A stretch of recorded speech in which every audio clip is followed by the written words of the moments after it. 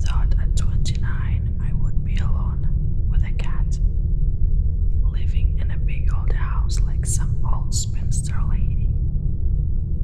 My mother always said confidence was the key to survival. Looks would only get you so far. I mean, I'm not bad looking. I'm packing a few more pounds than I should be. But that's because food and loneliness seem to go hand in hand. I wouldn't call it fat, more voluptuous. My work at the hospital takes up most of my time. It's the kids, they mean the world to me. My mother always wanted me to be a doctor. I always felt it would have been too much pressure, too much responsibility. That's why I decided to become a pediatric nurse. The kids aren't just sick kids, but they are my friends. I don't know, maybe it's that maternal instinct in me. It makes my job so much harder when we lose one of the kids. Other nurses tell me not to get emotionally attached, but those kids need me. I'm the light in the darkest days of their lives. My mother was a very confident woman, beautiful, with flowing blonde hair and emerald green eyes. It always drove my father mad when the other guys would pay her attention. It would send him into jealous rage, but my mother, being my mother, could handle his temper. My mother always said I had her looks, but not her brawn. She was right. My crippling shyness is another problem. Men either think I'm weird and walk away from me after they try and approach me. Then there are the guys that just want to take advantage of me, which unfortunately has happened more times than I like to remember. People seem to think if you are quiet, they can say or do whatever they want to you.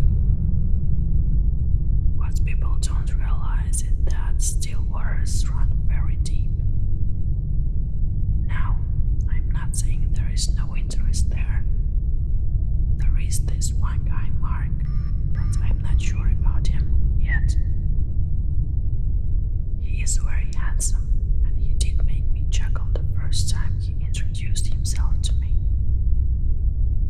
The thing is, there was a stage where I thought he was following me. I would conveniently find him places I normally wouldn't be. When he finally came up to me, he gave me some half-cocked reason for bumping into me. He did seem genuine, and he adamantly apologized for coming off as creepy. I will be honest, it's hard for a lot of men to get a chuckle out of me, especially a stranger.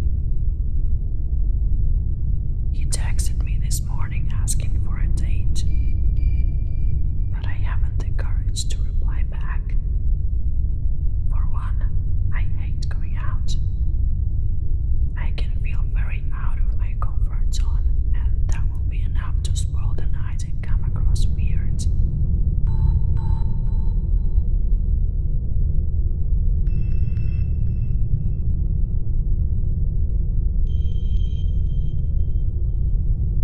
Passing a dress shop on the way home from work, I noticed this new dress in the window. It was gorgeous. A beautiful pink dress with a lace trim. I would look sexy in that. If only I had a reason to wear it, and I did. All I had to do was text him. I decide to buy the dress. My finger hovers over the send button as I summon the courage to invite him to my house for dinner. As I peer at my reflection in the mirror, I was amazed at how glamorous I looked. It doesn't seem like me, but to hell with it. I can see my mother's disapproving eyes eyes glaring back at me. Sitting on the couch, my heart begins racing. I stare at the clock. He's late, over a half hour late. I must have freaked him out. As the minutes slowly ticked by, I hear the knock on the door. I try and compose myself as I open the door. He's standing on my porch with half his shirt tucked in, hair a mess, and mud on his pants. He had a bottle of wine in one hand and a rucksack in another. He smiles at me. "I'm so sorry I'm late. Please forgive me. Had a problem at work and I literally got dressed in the car on the way over." I chuckle in pure amusement at the thought of him getting dressed in his car. He hands me the bottle of wine. "The rucksack has my tools in it. You don't mind if I leave them here with me?" I smile and shake my head and gesture to him to come in.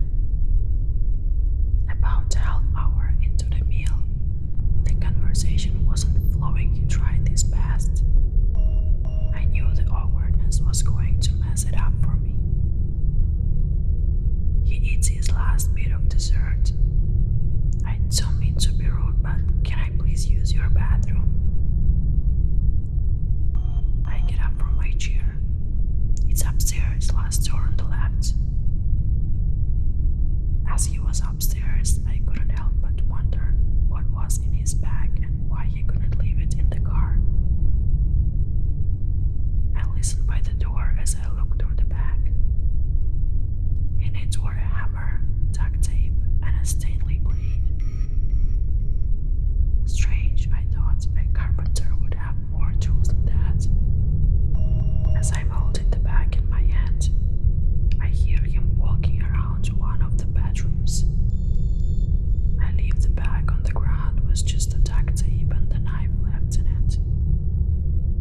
I slowly make my way up the stairs to the landing. He steps out from one of the empty bedrooms and arrogantly dusts off his hands. "This is one beautiful house you got here." I look at him and smile. "Is that so? Well, let me show you around then."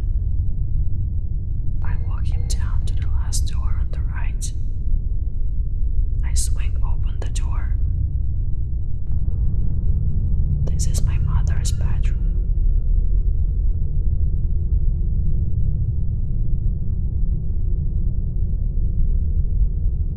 He steps into the bedroom and recoils back